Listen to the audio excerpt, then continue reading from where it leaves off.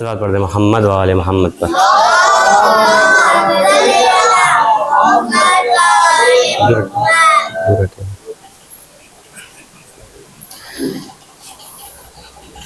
وفوضوا امری الی اللہ ان اللہ بصیر بالعباد. اعوذ باللہ من الشیطان الرجیم بسم اللہ الرحمن الرحیم. الحمد للہ رب العالمین الصلاۃ والسلام علی اشرف الانبیاء والمرسلین وخاتم النبیین مولانا و مولا الثقلین جد الحسن والحسین ابی القاسم محمد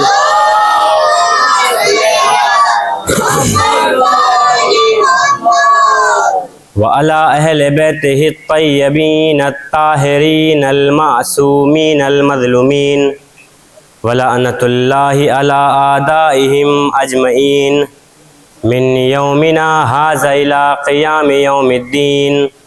اما بعد فقد قال اللہ سبحانہ وتعالی فی القرآن المجید وہو اصدق الصادقین وقولہ الحق. بسم اللہ الرحمن الرحیم. قل لا اسألکم علیہ اجرا الا المودۃ فی القربى ومن جاء بالحسنۃ نزد لہ فیہا حسنا. صلوات پڑھ محمد.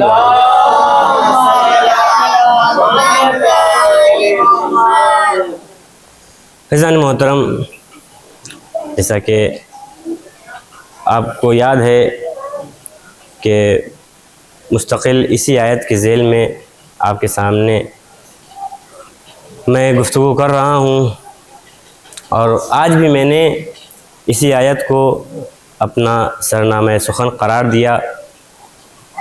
یہ آیت کیوں اتنی اہم ہے؟ کیونکہ اس آیت میں ایک ایسی چیز بیان ہوئی ہے کہ جو اسلام کی بنیاد ہے. اگر وہ چیز اسلام سے ہٹا دی جائے تو پھر ہم اور آپ کے اعمال کیا، رسول کی رسالت خطرے میں پڑ جائے. کیوں؟ خداوند عالم نے کیا پیغام دیا اس آیت میں؟ خداوند عالم نے فرمایا کل، اے میرے حبیب کہہ دیجئے، یہ اعلان کر دیجئے، یہ میرا پیغام لوگوں تک پہنچا دیجئے کہ میں تم سے کچھ بھی نہیں چاہتا، اور تم ناقص انسان، تم مجھے دے بھی کیا سکتے ہو؟ تمہاری ایک ایک سانس دی ہوئی میری ہے. میں تم سے کچھ نہیں چاہتا. اس رسالت کے بدلے، اس توحید کے بدلے، اس قرآن کے بدلے، اس شریعت کے بدلے میں تم سے کچھ بھی نہیں چاہتا. میں تم سے کچھ بھی مانگ نہیں کرتا، مگر یہ کہ اہل بیت سے مودت اختیار کرنا، اہل بیت سے محبت اختیار کرنا. رسول نے اپنی زندگی میں ہی اہل بیت کی محبت مانگی تھی، اور یہ محبت اتنی اہم کیوں ہے دین اسلام میں؟ کیونکہ یہ اجر رسالت قرار پائی ہے. لہٰذا اس لیے دین اسلام میں اہل بیت کی محبت ایک اہم ستون ہے. اب کچھ لوگ ایسے ہیں کہ جو ظاہراً اپنے آپ کو اہل بیت کا محب کہتے ہیں. کیوں؟ کیونکہ آیت ان کو مجبور کر رہی ہے. اگر مجبور نہیں کرتی آیت تو یہ لوگ کھلم کھلا آ کر اہل بیت سے اظہار نفرت کرتے، کیونکہ آیت اہل بیت کی شان میں موجود ہے. لہٰذا ان کے زبان پر تالے لگ گئے ہیں، یہ اہل بیت کے بارے میں کچھ نہیں کہہ سکتے. لیکن جب یہ آیت کے بارے میں کچھ بھی نہ کر سکے تو انہوں نے ایک نئی سازش چلی. وہ کیا؟ کہ ایسا کرو کہ اب اس آیت میں جو لفظ قربہ یعنی اہل بیت ہے اسی کو مبہم کر ڈالو. لوگوں کی نگاہ میں یہ قربہ کون ہے یہ پتہ ہی نہ چلے. لہذا تا قیامت لوگ بھٹکتے رہے کہ قربہ تھا کون کی جس کی محبت مانگی تھی.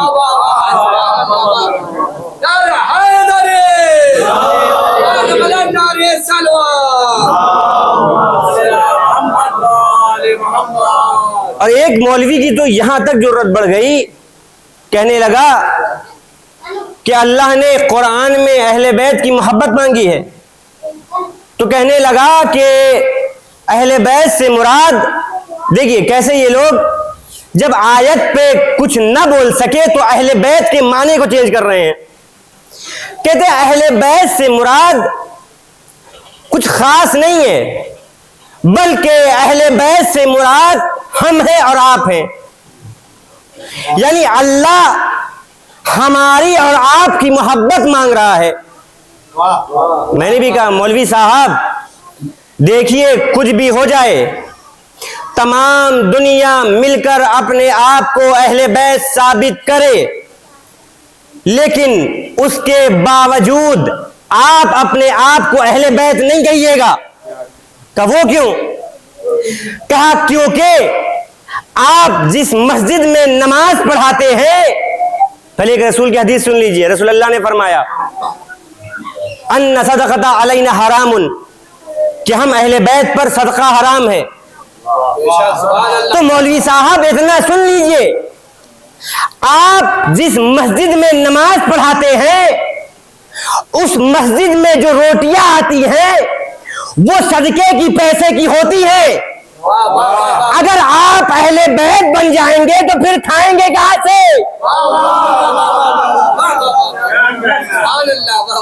آپ اگر اہل بیت بننے چلے گئے تو پھر آپ کھائیں گے کیا؟ اپنی فکر کیجئے. لہذا اہل بیت میں اپنے آپ کو شامل نہیں کیجئے. کیا ٹھیک ہے؟ رسول اللہ نے فرمایا کہ صدقہ اہل بیت پر حرام ہے. رسول اللہ کے زمانے کا واقعہ ہے. رسول اللہ امام حسن کو اپنے کاندھے پر بٹھائے ہوئے کچھ صدقے کی کھجوروں کو اصحاب کرام میں بانٹ رہے تھے. اسی دوران رسول اللہ نے کیا دیکھا کہ ان کے لباس پر لعاب حسن گرا اور کچھ کھجوروں کا ٹکڑا حسن کے منہ سے گرا. فوراً رسول اللہ نے انگلیوں کو ڈال کر کھجور کو باہر نکال کر فرمایا اما علمتا ان علینا صدقۃ حرام، بیٹا حسن تمہیں نہیں معلوم کہ ہم اہل بیت پر صدقہ حرام ہے. یہ روایت ہو گئی. ایک روایت مجھے اور ملی. رسول اللہ اپنے صحابہ کرام کے ساتھ مسجد نبوی میں بیٹھے ہوئے تھے کہ ایک شخص آیا، ٹوکریوں میں بھری ہوئی کھجوریں لے کر آیا. یا رسول اللہ یہ لیجئے، کھا لیجئے. ایک مرتبہ رسول اللہ نے سوال کیا، کہا کہ یہ بتا یہ جو کھجوروں کی ٹوکری لایا ہے ام ہی ہدیۃ او صدقۃ، یہ جو تو لایا ہے یہ ہدیہ کے طور پر لایا ہے یا صدقے کے طور پر لایا ہے؟ یا رسول اللہ صدقہ ہے.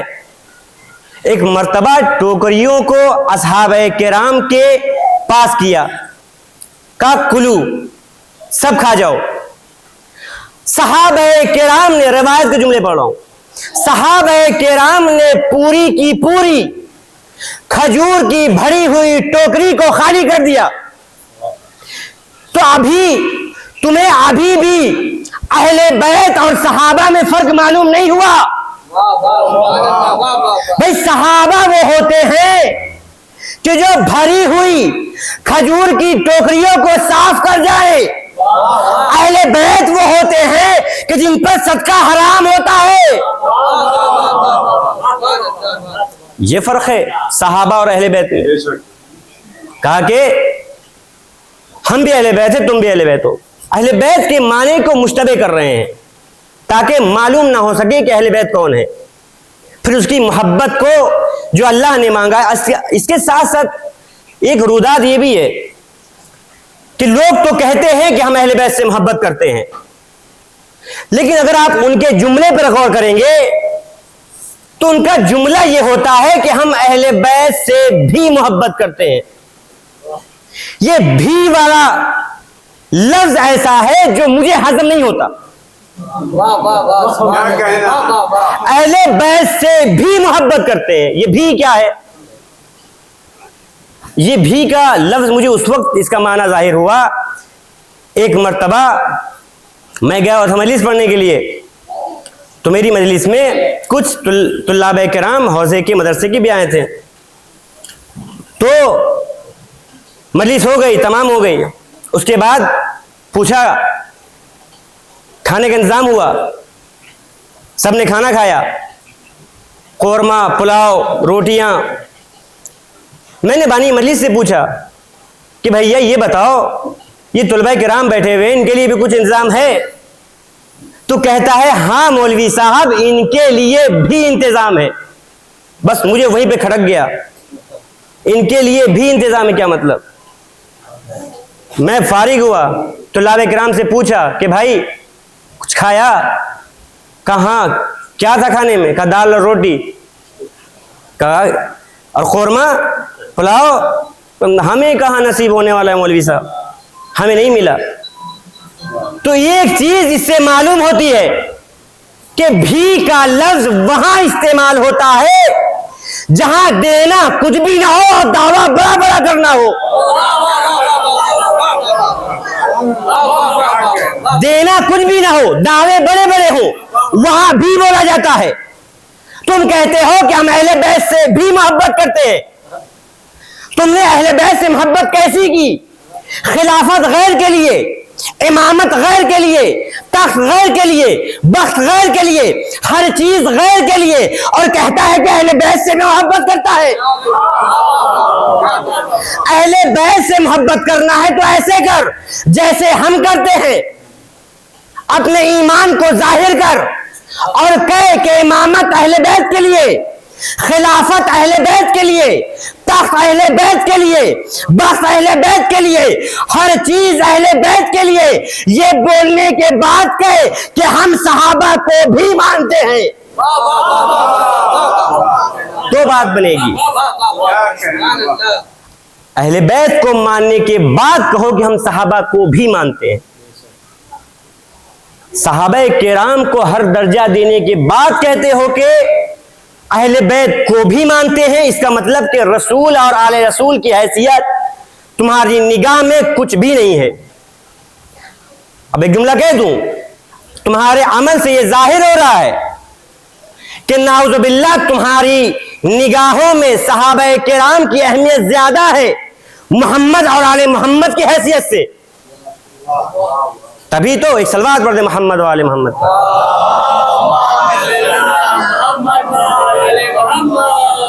تو ہم نے اہل بیت کو کیسا مانا؟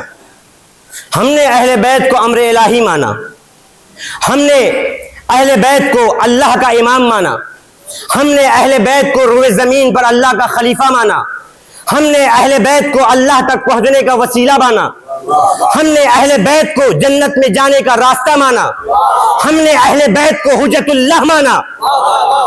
بھائی دیتے ہو ہر چیزیں غیر کو اور کہتے ہو ہم اہل بیت کو مانتے ہیں.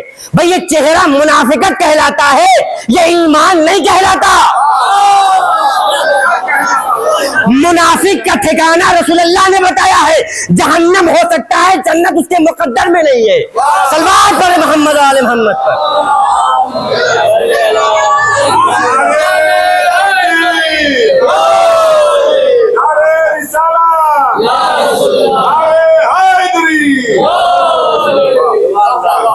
ہر مقام پر اہل بیت کی فضیلتیں کم کرنے کی کوشش ہے. ہر مقام پر اہل بیت کی رسول اللہ جو مرتبہ، منزلت، مقام بتا کر گئے ہیں ان کو کم کرنے کی کوشش ہے.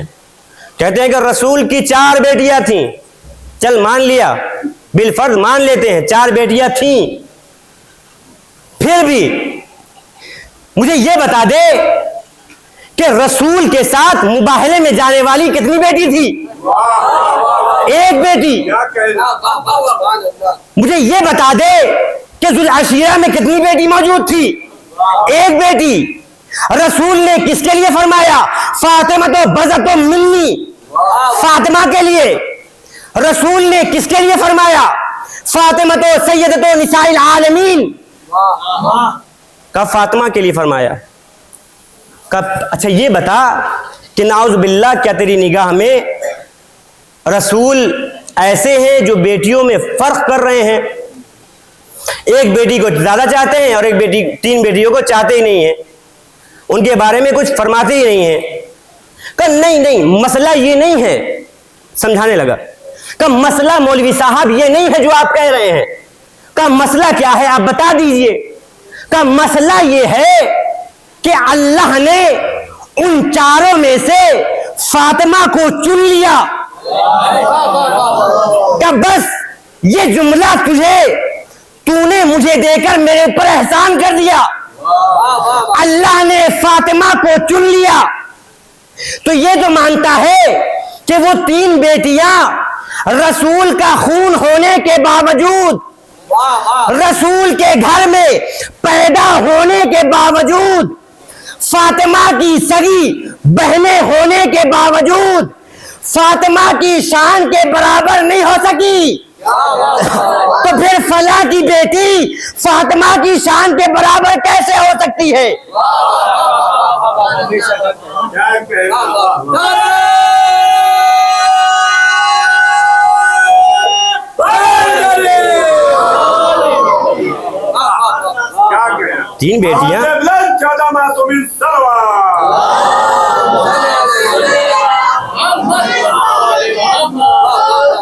تین بیٹیاں مان لیتے ہیں 3 اور تھیں، لیکن ہر چیز فاطمہ زہرا کے لیے.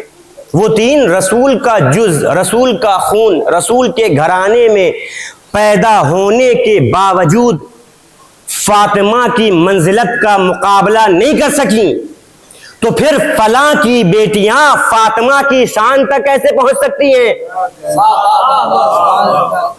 اہل بیت کی منزلت کو کم کرنے کے لیے نہ جانے کتنی چیزوں کو بنایا گیا، اور اس کے ساتھ ساتھ ایک مرتبہ اور دیا گیا علی کو کہ یہ صحابہ کرام میں سے ہیں. زیادہ لوگوں کا دھیان اس چیز کی طرف رہتا ہے کہ علی اصحاب رسول میں سے ہیں. میں فیصلہ نہیں کروں گا، میں خود رسول سے پوچھتا ہوں کہ رسول آپ بتائیے علی کس میں سے ہیں؟ صحابہ رسول میں سے ہیں یا آپ کے نزدیک علی کی کیا منزلت ہے؟ عبداللہ ابن عمر کی ایک روایت ملتی ہے. عبداللہ ابن عمر سے کسی نے پوچھا کہ مجھے بتاؤ صحابیوں کا مقام بتاؤ.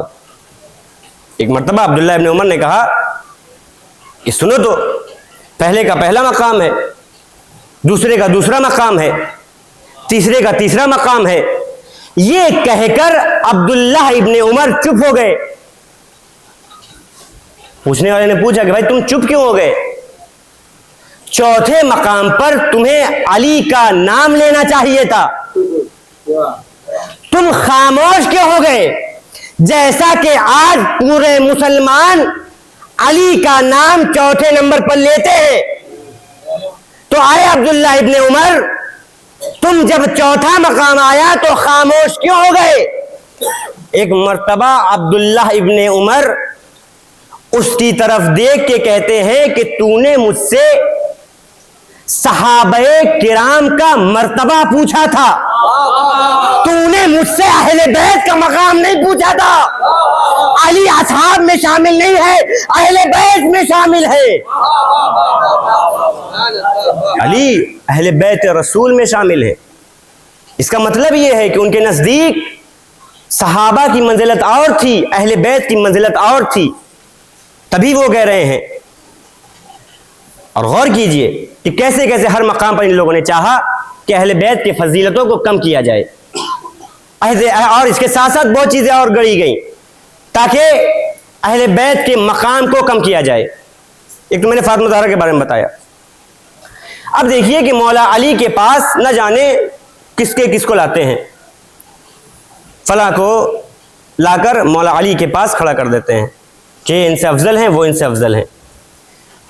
بھائی دیکھیے کہ خود مولا علی کے 3 بھائی ہیں، عقیل، طالب، جعفر، یہ تین بھائی.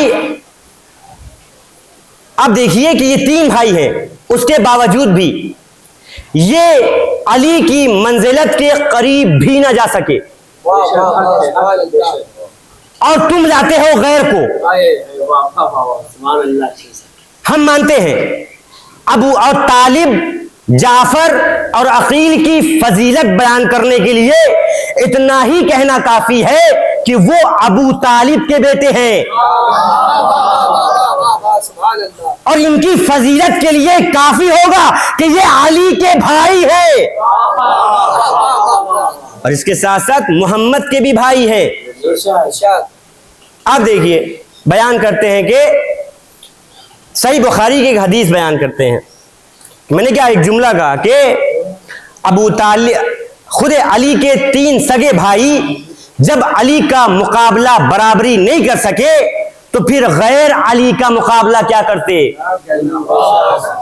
آپ دیکھیے بخاری شریف کی ایک حدیث ہے، کہتے ہیں کہ رسول اللہ فرماتے ہیں کہ جب وہ معراج پر گئے تو انہوں نے کیا دیکھا کہ جعفر فرشتوں کے ساتھ پرواز کر رہے ہیں. اللہ نے جعفر کو پر دیے ہیں کہ جن پروں کے ساتھ جعفر ملائکہ کے ساتھ آسمانوں پر پرواز کر رہے ہیں. یہ حدیث بیان کی جاتی ہے. بھائی پھر بھی فضیلت کس کی ہوئی؟ آئیے پوچھتے ہیں فضیلت کس کی ہوئی؟ جو پرواز کرتا ہے اس کی فضیلتیں ہیں.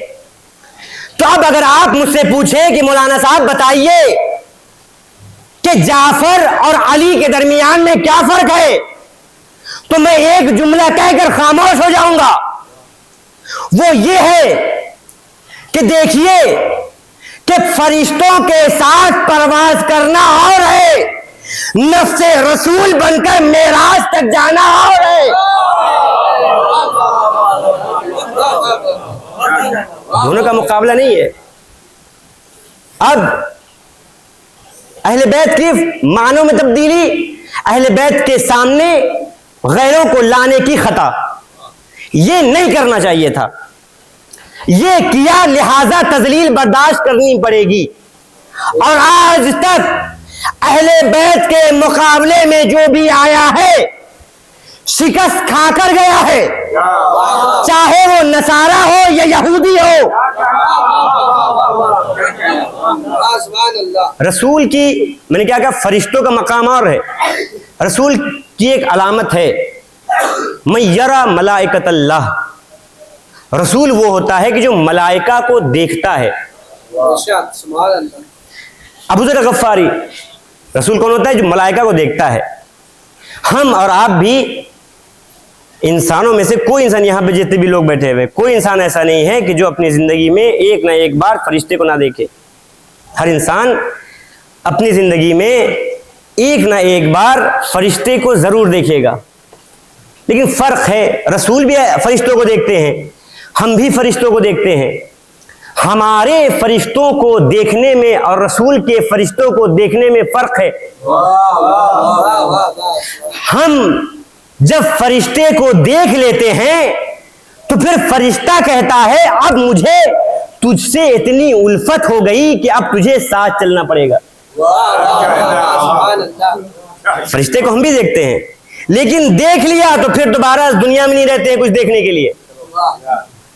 رسول بھی دیکھتے ہیں، ہم بھی دیکھتے ہیں، فرق دونوں میں واضح ہے. اب ابو ذر غفاری ایک روایت سن لیجئے. ابو ذر غفاری کو ایک مرتبہ رسول اللہ نے مولا علی کے گھر بھیجا، کہا کہ جاؤ جا کر علی کو بلا لاؤ. ابو ذر غفاری علی کے گھر گئے. جانے کے بعد جب علی کے گھر پہنچے ہیں تو کیا دیکھا کہ دروازہ بند ہے. دق الباب بھی کیا، کوئی باہر نہیں آیا. دروازے میں کچھ گیپ ہوتا ہے. ابو ذر غفاری نے اس دروازے کے درار سے جھانکا. جھانک کر کیا دیکھتے ہیں کہ حسنین کا جھولا خود بخود ہل رہا ہے. گھر میں جھاڑو خود بخود لگ رہی ہے. حسنین کو پنکھڑی کوئی جھل رہا ہے. جیسے ہی دیکھا پسینے چھوٹ گئے, گرتے پڑتے بھاگے رسول اللہ کے پاس. یا رسول اللہ, آپ نے علی کے گھر بھیجا تھا, میں نے ایسا ایسا دیکھا, خود بخود جھولا ہل رہا ہے, جھاڑو میں چل رہی ہیں, پنکھے خود بخود چل رہے ہیں. کہا ابو ذر گھبراتے کیوں ہو, یہ گھبرانے کی کیا بات ہے؟ اللہ نے ہم اہل بیت کے لیے فرشتوں کو مامور کیا ہے. بھائی تو اپنے آپ کو اہل بیت میں لاتا ہے, تو ابھی بھی تو اہل بیت اور اپنے آپ میں فرق نہ کر سکا. تو وہ ہے, اور انسان عام انسان وہ ہے کہ جو فرشتے جب اس کے پاس آتے ہیں تو اس کی روح کو قبض کرنے کے لیے آتے ہیں, اور فرشتے جس کی خدمت کرنے کے لیے مامور ہوتے ہیں وہ اور ہوتے ہیں. فرشتے جس کی خدمت کرنے کے لیے مامور کیے جاتے ہیں وہ اور ہستیاں ہیں, جن کی روح نکالنے کے لیے آتے ہیں وہ اور ہستیاں ہیں. تو اپنے آپ کو اہل بیت میں نہ لانا. تو یہ لوگ تمام, چاہے وہ اہل بیت ہو یا مولا علی کا معاملہ ہو, فاطمہ زہرا کا معاملہ ہو, ہر معاملے میں چاہتے ہیں کہ اہل بیت کی فضیلت کو کم کیا جائے. اب دیکھیے کہ رسول نے علی کو کیا منزلت دی, رسول نے علی کو کیا مقام دیا. رسول اللہ ہجرت کرنے کے بعد جب مدینے آئے ہیں تو آنے کے بعد تمام لوگوں کو ایک دوسرے کا بھائی بنایا, جو تمام لوگوں کو ایک دوسرے کا بھائی بنا دیا. اور تو طلحہ کو زبیر کا بھائی بنایا, پہلے کو دوسرے کا بھائی بنایا, اور لفظ کو بدل کے یوں کہہ دوں, جو جس کا جوڑا تھا رسول نے اس کا بھائی بنا دیا. یہ کرنے کے بعد ایک مرتبہ مولا کائنات رسول اللہ کے پاس روتے ہوئے آتے ہیں. یا رسول اللہ, آپ نے تمام لوگوں کا بھائی بنا دیا, لیکن آپ نے مجھے کسی کا بھائی نہیں بنایا, مجھے اس چیز پر رونا آ رہا ہے. کہا روتے کیوں ہو, گھبراتے کیوں ہو؟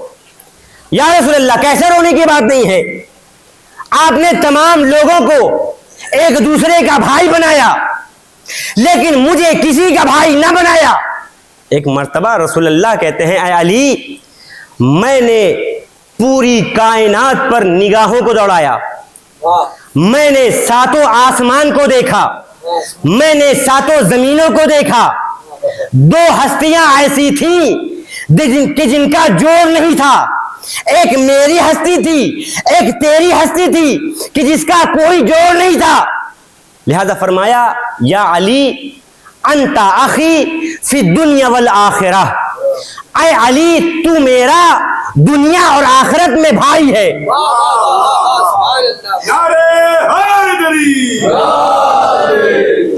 رسول نے علی کو اپنا بھائی بنایا اور علی کو اپنے جیسا کہا, اپنے آپ میں شامل کیا, اپنے نفس میں شامل کیا. اب تو علی کا مقام دیکھ,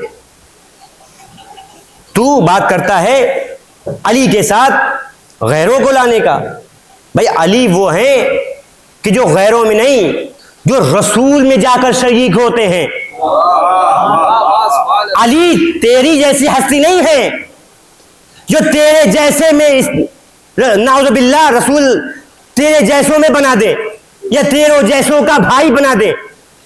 علی بھی رسول جانتے تھے رسول اللہ کہ علی کی کیا منزلت ہے, لہذا علی کو جو منزلت عطا کی وہ اپنی منزلت عطا کی, اپنے بھائی ہونے میں شامل کیا. تو یہ ہے مقام اہل بیت. لوگوں کی کوشش ہے کہ یہ مقام و منزلت اہل بیت کم کر دیا جائے. جب قرآن کی آیت صریحاً موجود تھی تو لوگ کچھ نہ کر سکے, تو اب کیا کریں؟ لہٰذا ایک ترکیب نکالی کہ اہل بیت کے معنی کو بدل دو,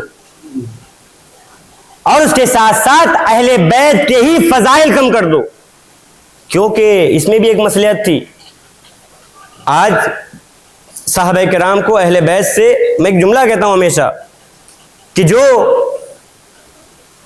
خون رسول ہو. لوگ پوچھتے ہیں کہ صحابہ اور اہل بیت میں کیا فرق ہے؟ بھائی صحابہ اور اہل بیت کا کبھی بھی مقابلہ نہیں ہو سکتا. اہل بیت کسے کہتے ہیں؟ اہل بیت ان ہستیوں کو کہتے ہیں جو رسول اللہ سے پیدا ہوتے ہیں، اور صحابہ ان ہستیوں کو کہتے ہیں جو کلمہ پڑھ کر رسول کے ساتھ مسلمان ہوتے ہیں. تو جو کلمہ پڑھ کر رسول کے ساتھ ہوئے ہو اور جو رسول کا نفس سے پیدا ہوئے ہو، رسول کے خون سے پیدا ہوئے ہو، ان کا مقابلہ نہیں ہو سکتا. یہی ہم سمجھانا چاہتے ہیں. ان دونوں کا مقابلہ کرواتے ہو، یہ ہو ہی نہیں سکتا کسی بھی صورت میں. مقام و منزلت اہل بیت، اس محبت کا فائدہ کیا ہے؟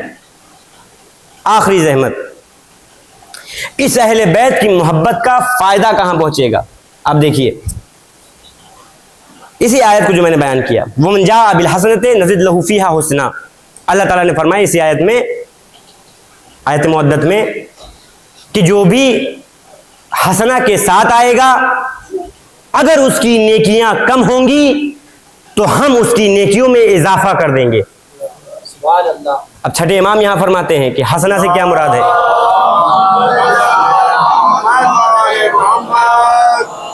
چھٹے امام فرماتے ہیں کہ حسنہ سے مراد ہم اہل بیت کی محبت ہے. یعنی ہم اہل بیت کی محبت جو لے کر خدا بند عالم کی بارگاہ میں پہنچے گا، اگر اس کی نیکیاں کم ہوں گی تو خدا اس کی نیکیوں میں اضافہ کر دے گا. یہ ہے اہل بیت کی محبت کا فائدہ. اور اسی حدیث کا آگے بڑھ کر حدیث کہتی ہے کہ محشر کا میدان ہوگا، تمام لوگ اپنے اپنے اعمال اپنے اپنے سروں پر لادے ہوئے ایک مرتبہ جبرائیل کے پاس آئیں گے. اے جبرائیل، ہمارے اعمال کا وزن کر لو، ہمارے اعمال کو تول لو. ایک مرتبہ آواز غیبی آئے گی، لا نقیم لہم یوم القیامت وزنا. آج کے دن ان لوگوں کے اعمال کا حساب نہیں کیا جائے گا، آج کے دن ان کے اعمال کو وزن نہیں کیا جائے گا. نمازیں سر پر ہیں، روزے سر پر ہیں، حج سر پر ہیں، لادے ہوئے ہیں اور لیے پورے محشر کے میدان میں گھوم رہے ہیں، اور آج کوئی قبول کرنے والا نہیں ہے. پریشان ہو کر پھر سے جبرائیل کے پاس آئیں گے، جبرائیل کچھ کر دو، سفارش کر دو اللہ کی راہ میں، شاید اللہ قبول کر لے ہماری عبادتیں. یہ لوگ جب جبرائیل کو بہت پریشان کر دیں گے تو ایک مرتبہ جبرائیل خدا کی بارگاہ میں آ کر کہیں گے، اے پروردگار، ان لوگوں نے اب حد پار کر دی ہے، اب مجھے بتا کہ ان کے ساتھ کیا کرنا ہے. ایک مرتبہ آواز غیبی آئے گی، وقفوا انہم مسئولون، روکو ان سے ایک سوال کرو، اگر سوال کا جواب دے دیتے ہیں تو ان کے اعمال کا وزن ہوگا، ورنہ انہیں کہہ دو واپس چلے جائے. اب پوچھنا کیا ہے؟ تمام لوگ اکٹھا ہوں گے، اب پوچھنا کیا ہے؟ آواز غیبی آئے گی، وقفوا انہم مسئولون عن ولایت علی ابن ابی طالب. ان سے علی کی ولایت کے بارے میں سوال کرو، اگر علی کی ولایت دل میں ہے تو ان کے اعمال وزن کیے جائیں گے، ورنہ انہیں واپس کر دیا جائے گا. صلوات پڑھ محمد والے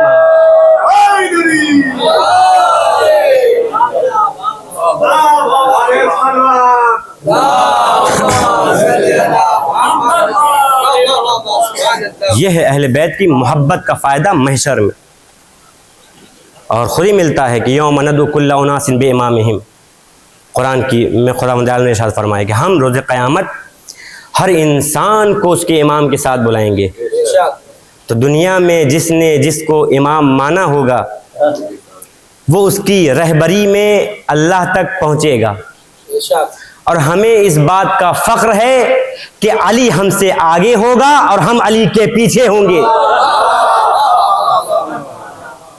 نجات تو علی کے ساتھ ہے.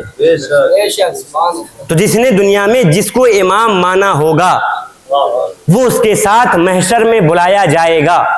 قرآن کی آیت ہے، کوئی انکار نہیں کر سکتا. یوم ندعو کل اناس بامامہم. یہاں ایک حدیث کا جملہ اور ہے کہ جب لوگ میدان محشر میں اکٹھا ہو جائیں گے تو ایک مرتبہ میزان لگایا جائے گا، ایک طرف شیطان ہوگا، ایک طرف امام ہوگا۔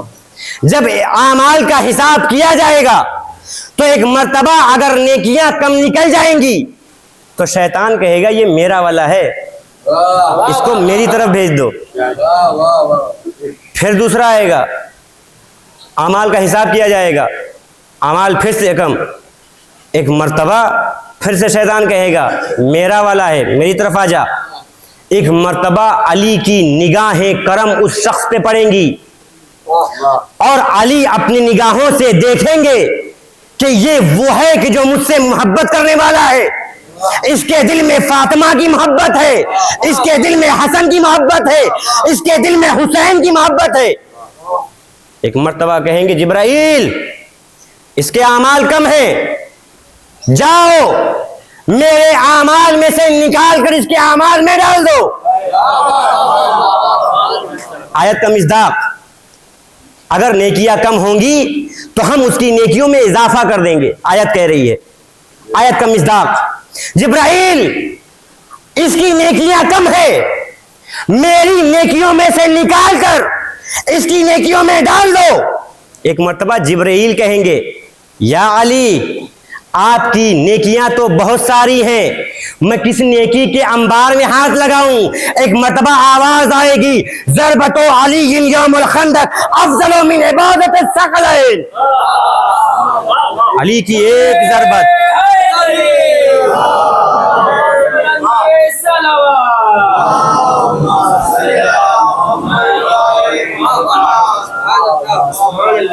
علی کی ایک ضربت ثقلین کی عبادت پر افضل ہے، تمام جنوں اور انسانوں کی عبادت سے افضل ہے۔ یہ ہے علی کی محبت۔ کیا فرمایا کہ رسول اللہ نے کہ ہم اہل بیت پر صدقہ حرام ہے، اور ان صدقۃ علینا حرام، یہی وجہ تھی کہ جب بازار شام میں جناب زینب کو لایا گیا اور ایک مرتبہ جب شام کی عورتوں نے دیکھا کہ زینب بے مقنع و چادر ہیں، ایک مرتبہ اپنے چھتوں سے وہ عورتیں چادریں پھینکنے لگیں۔ ایک مرتبہ زینب نے یہی رسول کا جملہ دہرایا، اما علمتم، اے عورتوں تمہیں نہیں معلوم کہ ہم اہل بیت ہیں، انا صدقۃ علینا حرام، اگر تم ہمیں صدقے کے طور پر یہ چادریں دے رہی ہو تو دیکھو ہمیں صدقہ نہ دینا، ہم اہل بیت رسول ہیں، صدقہ ہم پر حرام ہے۔ کون زینب؟ وہی زینب کہ جس نے علی اکبر کو 18 برس پالا،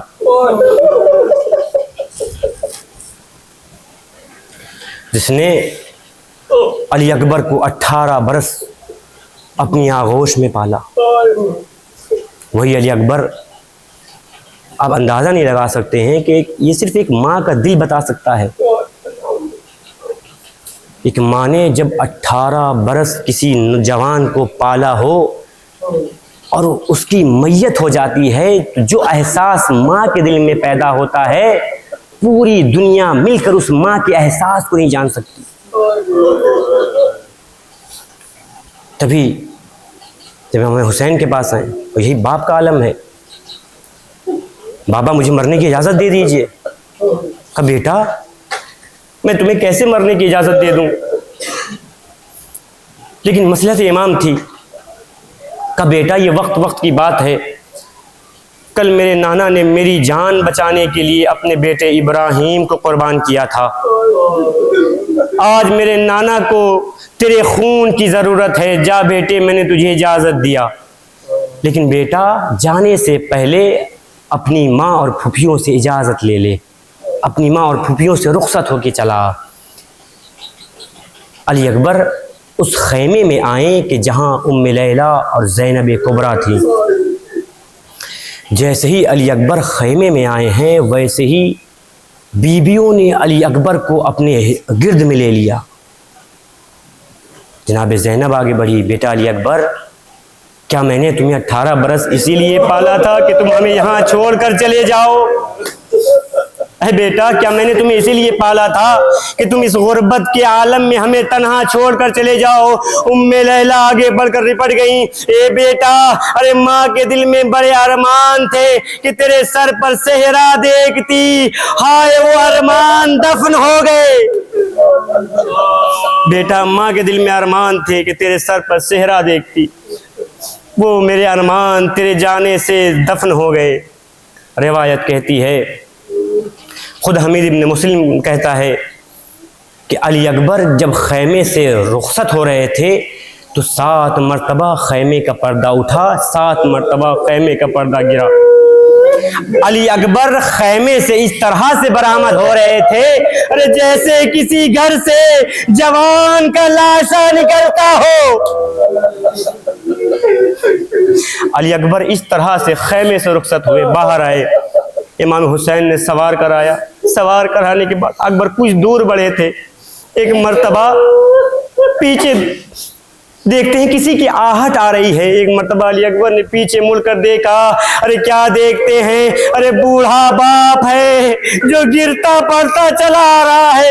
علی اکبر رک گئے، کہا بابا ابھی تو آپ نے اجازت دیا ہے، اب کیوں آ رہے ہیں؟ ایک مرتبہ حسین نے ایک جملہ کہا، اے بیٹا علی اکبر ارے کاش تم صاحب اولاد ہوتے تو آج باپ کی تکلیف کو جان پاتے کہ حسین کو کیا تکلیف پہنچ رہی ہے۔ علی اکبر واپس کیا، علی اکبر میدان میں آئے۔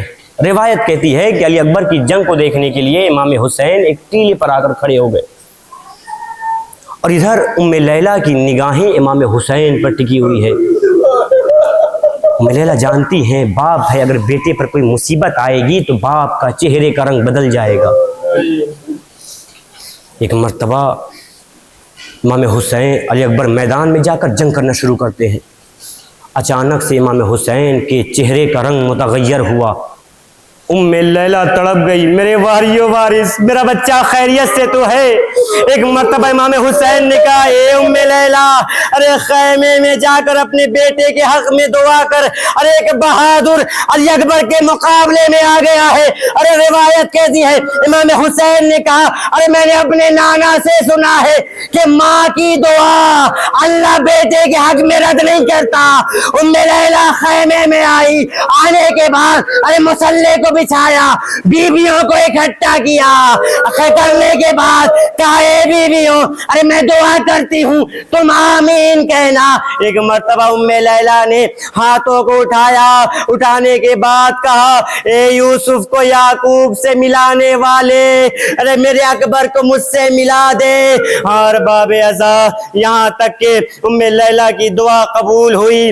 علی اکبر میدان سے واپس آئے ہیں، آنے کے بعد بابا سے کہتے ہیں، اے بابا اگر ایک بوند پانی کی مل جاتی تو میں ان فوج اشکیا کو بتاتا کہ علی کے نواسے جنگ کیسے کرتے ہیں، عباس کے شاگرد کا کیا عالم ہوتا ہے، عباس کے شاگرد کیسے جنگ کرتے ہیں۔ اے بابا ایک گھٹ پانی کی طرف پانی کا طلبگار ہوں۔ ایک مرتبہ حسین نے کہا، اے اکبر پانی تو نہیں ہے، اے بیٹا ارے تو چلا جا، ارے تجھے تیرے نانا حوض کوثر پر سیراب کریں گے۔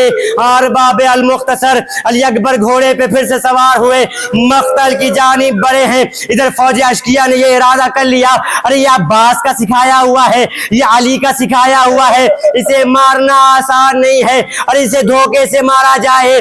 ایک مرتبہ علی اکبر میدان میں آتے ہیں، ارے علی اکبر جب میدان میں آتے ہیں، انس ابن سنان ابن انس کہتا ہے، سنان ابن انس نے یہ ارادہ کیا، فوج نے اس سے کہا کہ جب علی اکبر میدان میں آئے تو ایک مرتبہ نیزے کا نشانہ لے کر ارے علی اکبر کے سینے کا نشانہ لیا، ارے اس ملعون نے نیزے کو اکبر کی طرف رہا کیا، ارے نیزہ اکبر کے کلیجے میں پیوست ہوا، آواز دیا، السلام علیکہ یا ابتا، اے بابا میرا آخری سلام قبول کیجیے۔ اکبر گھوڑے سے گرے۔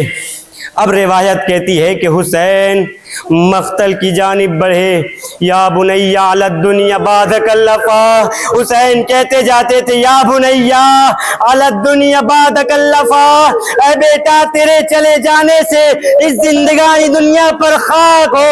اب حسین کو زندگی نہیں چاہیے، ارے میرا نور نظر چلا گیا، میری کمر کا سہارا چلا گیا، میری زندگی کا سہارا چلا گیا۔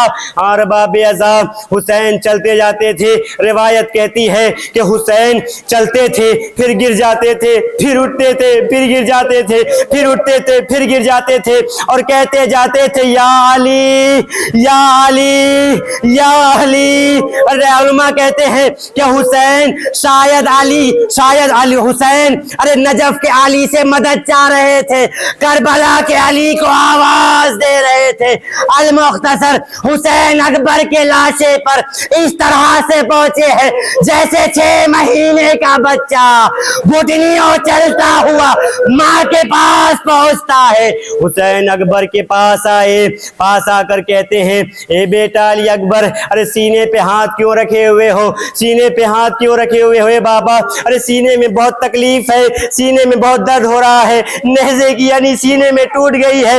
ایک مرتبہ حسین 2 زانو ہو کر بیٹھ گئے، ایک مرتبہ علی اکبر کا ہاتھ ہٹایا، نیزے کی یعنی کو دیکھا، آستینوں کو الٹا، آستینوں کو ڈلنے کے بعد ایک مرتبہ اس نیزے کی یعنی کو پکڑا، نجف کا رخ کیا۔ ایک مرتبہ کہتے ہیں اے بابا علی، ارے در خیبر کو 2 انگلیوں سے اکھاڑنا آسان تھا، لیکن جوان بیٹے کے سینے سے نیزے کی یعنی کو نکالنا بڑا مشکل ہے۔ ایک مرتبہ حسین نے یا علی مدد کہا، نیزے کی یعنی کو نکالا۔ اے ارباب عزا، اگر نیزے کی یعنی تنہا نکل جاتی تو میں برداشت کر لیتا، ارے نیزے کے ساتھ ساتھ علی اکبر کا کلیجہ نکل آیا۔ ارے باپ کے سامنے علی اکبر نے ایڑیوں کو لگڑا، ہائے بابا۔ حسین نے علی اکبر کا جنازہ اٹھایا، ارے حسین سے جنازہ نہ اٹھا، ارے کبھی گرتے تھے کبھی اٹھتے تھے، آواز دیا اے بنی ہاشم کے بچوں آؤ، ارے مجھ ضعیف سے جوان کا لاشا نہیں اٹھتا۔ آ کر حسین کی